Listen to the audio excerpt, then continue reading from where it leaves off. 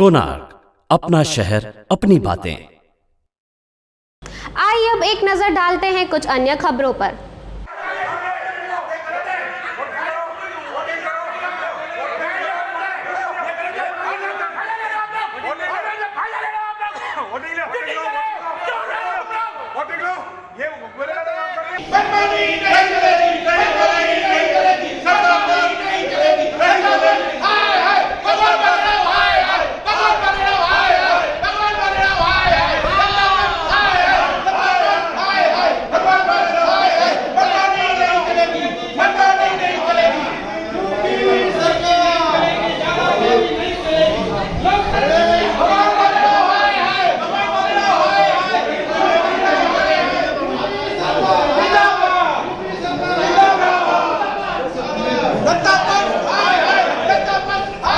फिर से एक बार पीठासीन अधिकारी श्री भगवान शंकर बालेराव जी आज पीठासीन अधिकारी थे, जिन्होंने आज फिर से अपनी मनमानी की है, अपनी दबंगाई दिखाने के लिए, सिर्फ इस बात की वजह से कि उनको साफ साफ दिख रहा है भारतीय जनता पार्टी के पास पूरा बहुमत है, चाहे वो स्थायी समिति हो, चाहे वो विशेष समितियां हो, चाहे वो प्रभाग समितियां हो। उस बात से परेशान होकर, लाचार होकर सत्ता पक्ष ने आज फिर से आप एक बार मनमानी की है और 57 लोग ऑनलाइन अटेंडेंस होने के बाद भी चलती हुई महासभा को तहबूक कर दिया है, एजॉर्न कर दिया है, और वो भी जन गण मन का सहारा लेकर जन गण मन आनंद फानंद में चालू कर दिया।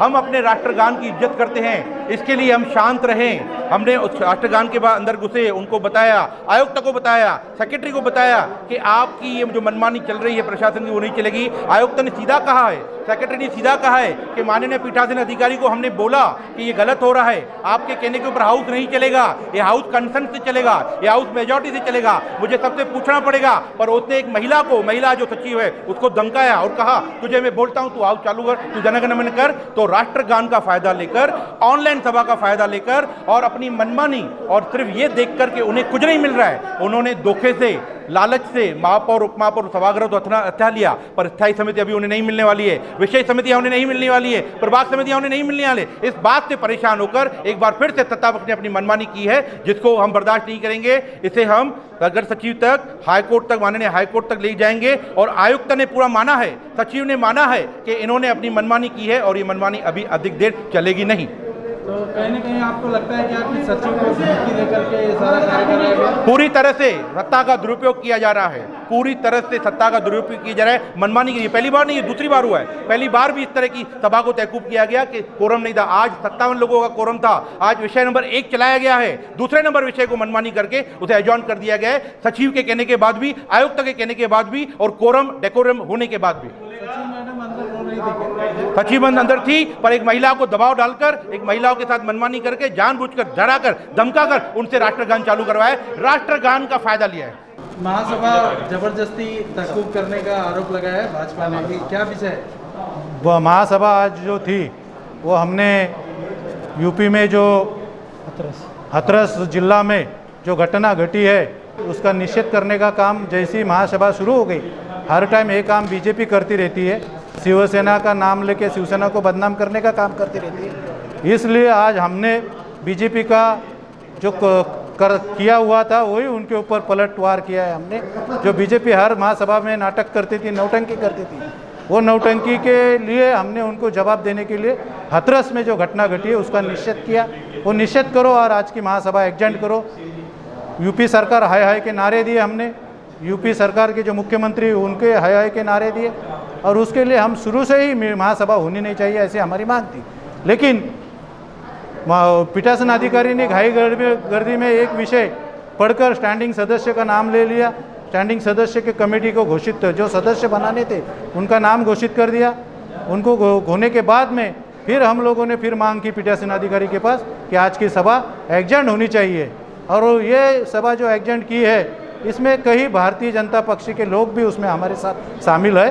ये आज इधर तुमको मीडिया के सामने एक बोलते, जोर जोर से चिल्लाते, लेकिन अंदर से वो क्या कर रहे थे वो सब लोग ने देखा है, आपने भी देखा होगा। साथ ही साथ में ये जो कमेटी का विषय है, कमेटी का विषय जो है वो कमेटी का विषय आपको मालूम है, देश में पूरा कोरोना है, महाराष्ट्र में, उल्लासनगर में, और कोरोना में आर्थिक स्थिति महानगर पालिका की बराबर नहीं है। कमेटी बनाने से फालतू का खर्चा कमेटी के मेंबर्स के ऊपर भी जाता है, सभापति के लिए जाता है और वो खर्चा बढ़ जाता है। इसलिए ये 6 महीने के लिए तो कम से कम कोरोना के काल में कमेटी नहीं होनी चाहिए, ऐसे हमारी भी मांग थी। लेकिन एजेंडा निकल चुका था, इसलिए वो विषय एजेंडा पे था और हम ये सब बताने की कोशिश कर रहे थे, लेकिन लोग सुनने को तैयार नहीं थी। भारतीय जनता पक्ष अपने अपने मूड में थी और किसी को उसका जगह दिखाने की कोशिश कर रही थी। बीजेपी के लोगों का आरोप है कि सचिव मैडम को आपके सत्ताधारियों ने धमका करके ये सभा ताकुब कराई। ये आप भी थे, ये आप भी थे और आपने भी देखा होगा। लेकिन सचिव मैडम और हम लोग धमकाने की बात आती ही नहीं। धमका रही थी बीजेपी उनको बीजेपी के कुछ नगर सेवक और कुछ कार्यकर्ताओं ने अभी दम दिया है उनके चैम्बर में जाके कमिश्नर साहब के सामने। ये आपने भी देखा है और वो घबराई हुई है। किसने धमकाया है वो आपको मालूम है। धमकाने का काम हम करते नहीं, हम लोग प्यार से बोलते हैं। आज महासभा थी और उसके पीठासीन अधिकारी आप थे, आपके ऊपर फिर से आरोप लगा है कि महासभा अपने नियमों के तहत नहीं चलाई। जैसे महासभा शुरू हुई, पिछली महासभा में कोरम नहीं था, लेकिन उसके बाद ये महासभा लेने ली तो महासभा में कोरम अभी था। लेकिन आप देख रहे थे सभा जैसे शुरू हुई, हाथरस मुद्दे पे सब लोग चिल्ला रहे थे जोर जोर से।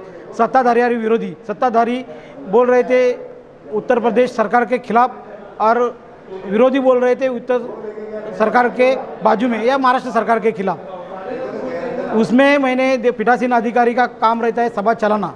मैंने उसी में घाई में जो पहला इशू था स्टैंडिंग सदस्यों का चुनाव का, वो 8 सदस्य का चुनाव नाम दिए थे, वो नाम मैंने पढ़ने के लिए बोला तो भी कोई लोग चुप नहीं बैठ रहे थे। सभा में आवाज़ किसको नहीं आ रही थी और मैं कितने बार बोलने के बाद भी लोगों ने नहीं लोग सुनने के मूड में थे। दोनों तरफ से शोर शराबा और हंगामा हुआ तो पीठासीन अधिकारी क्या करेगा? एक तो सभा तोकूब भी करना पड़ेगा। तो अनिश्चित काल के लिए बाकी जो विशेष समितियां के सदस्य है अनिश्चित काल के लिए तोकूब की गई है। अभी आगे देखेंगे, अगर सभा चलाने के सब गठनेता से बातचीत करेंगे, सब गठनेता को वार्निंग देंगे, तुम लोग अगर शोर करेंगे तो सभा नहीं चलेगी और शोर नहीं करेंगे तो सभा चलेगी। ऐसा हिसाब से सब अभी आने वाले दिनों में सब गठनेता को बैठ के आगे रणनीति तय करेंगे और फिर सभा लगाएंगे। सचिव के ऊपर आपने दबाव बनाया जिसकी वजह से वो सचिव के ऊपर दबाव बनाने की जगह पीठासीन अधिकारी मैं ही था।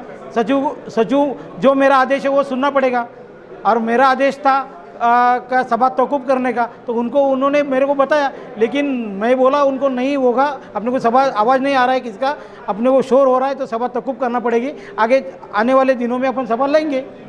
तो आज मैंने जो देखा बीजेपी के कार्यकर्ता और कुछ नगर सेवक सचिव मैडम को जो दबाव डाल रहे हैं, उनको मजबूर कर रहे थे, वो अच्छा बात नहीं है। ये लोकशाही के हित में नहीं है। अगर लोकशाही में उनको भरोसा है तो उन्होंने ऐसा दबाव नहीं डालना चाहिए। उनको अगर गलत है तो उनको कोर्ट बैठा है, कोर्ट में जावे, कोर्ट से ऑर्डर लेके आवे और वो बाकी के सदस्यों का चुनाव करेंगे। लेकिन आपने देखा होगा, मैं आप सब पत्रकार बंधु है, मुंबई महानगर पालिका इतनी सक्षम महानगर पालिका है, ठाणा महानगर का इतना सक्षम है, पुणे, नासिक, सब जगह पे आपने देखा होगा कहाँ पे भी 9 समितियाँ नहीं है, सब जगह पे 5 समितियाँ है।